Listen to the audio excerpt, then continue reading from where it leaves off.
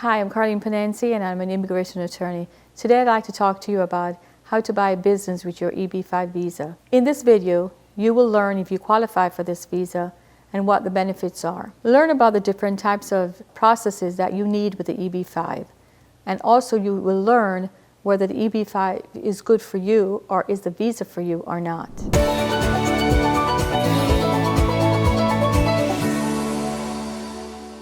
So, people talk a lot about the EB-5 program and if the EB-5 program is a good program in order to obtain a permanent residence. Well, the difference between the EB-5 visa and the E2 visa are, I'm going to explain that to you right now. With the E2, you do not need to invest $1 million. With the EB-5, you need to invest $800,000 or a little bit over $1 million. The E2 visa only allows you to stay here temporarily. It's an investor visa. You're given that visa for 2.5 years, 3 years to 5 years. And it's renewable. With the EB-5, once you win, you get the permanent residence. And that permanent residence is for your entire family. And with that permanent residence, later on you can apply for your citizenship. So there's a difference between both. Some people will tell you, well, I can't apply for an investor visa because I don't have $1 million. But you don't need $1 million in order to apply for an investor visa. You can apply for an investor visa, which is the E2 with $100,000. Some people have done it with $70,000. I don't recommend that you do it lower than $100,000. I would say $100,000. But with that $100,000, what do you get with an E2 visa? You get to live in the United States. You can travel back and forth if you obtain a stamp in your passport from the embassy. And also you can travel, you can work, your spouse can work, your children can go to school, the whole entire family can live here legally. With the EB-5, you need to invest a lot of money, $800,000 or a little bit over $1 million.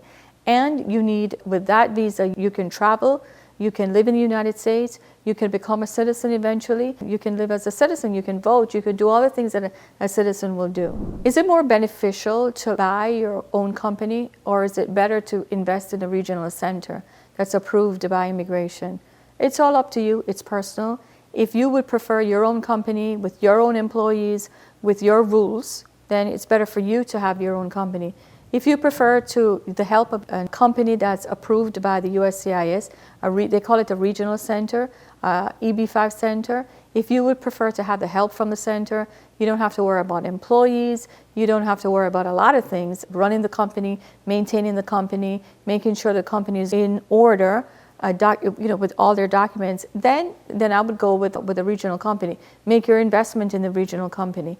Now, that company will also help you to keep all the documents in order. And if immigration requires more documentation, the company will help you and provide all the documentation that's needed. Is it possible that you can have an E2 visa and convert it into an EB-5? Yes. So if you start out with an E2 visa, let's say you start out with $100,000, and then eventually you invest more than $1 million into that E2 company. Let's say you buy a gas station and year one, your investment is $200,000 or $100,000.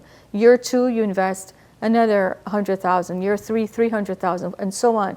Once you get up to $1 million, you can apply. You can apply for the EB-5 because you have invested over $1 million. The most important thing is to make sure that you have 10 employees and you have a viable company and a company that can stand on its own and a company that you can show immigration that you're paying taxes, you have a bank account, you have employees, you're contributing to the society, you're contributing to the community, and in that way you can apply for your EB-5 because you have $1 million or so in investments. So what happens then, because apparently, most people who apply for E2 visa, they have to do an affidavit saying that they will return at the end of when the visa expires. But if you are able to show immigration, listen, I know that I said I would return at the end of my E2 visa, but in essence, my E2 visa is not ending. I am really making the company stronger and better. I have now contributed to the community. I have 10 employees.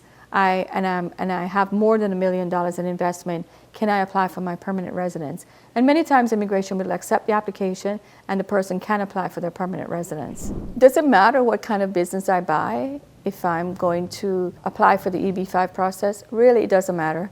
You can buy a gas station, you can buy a franchise, you can buy a beauty parlor. It really doesn't matter. The most important thing is that you spend the money. You spend $800,000 or you spend over $1 million. That's what immigration is going to look at. And also immigration will look at, you'll have to tell immigration how you came up with that money, how you got that money into your bank account. Remember, that's very important. So if you're doing the transaction and if you know you want to apply for your residence, please do not use cash to buy your business. Make sure you buy your business with a check and document where you got that money from. Document the trail of the money or the track of the money from your country into the United States. While my EB-5 process is pending with the USCIS, do I need to stay in the United States? Well, if you have legal status, you can stay in the United States. Let's say you come here with a tourist visa and you decide to invest into an EB-5 project, or you decide to invest $1 million and buy a company.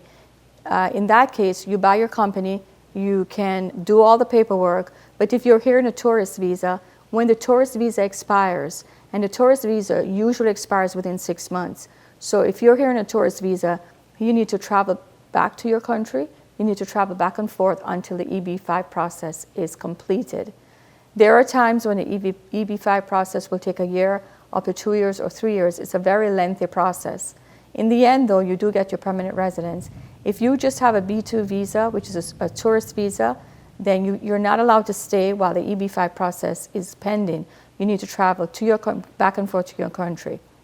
If you are here on any other kind of visa, if you have an H-1 visa, or if you have an E-2 visa, or you have any other kind of visa that allows you to stay in the United States, that's different. Then you can stay here meanwhile your EB-5 process is going. But just remember that if you're on a tourist visa, you cannot stay here the whole length of the time that the EB-5 process is pending. If you want to learn more about the EB-5 process or any of the visas with immigration, please subscribe to our channel and we will help you and I'll teach you more about the process. You can follow my video in the link above or in the description below, and we'll help you with more visas and educate you in the process. Follow us. We'll take care of you.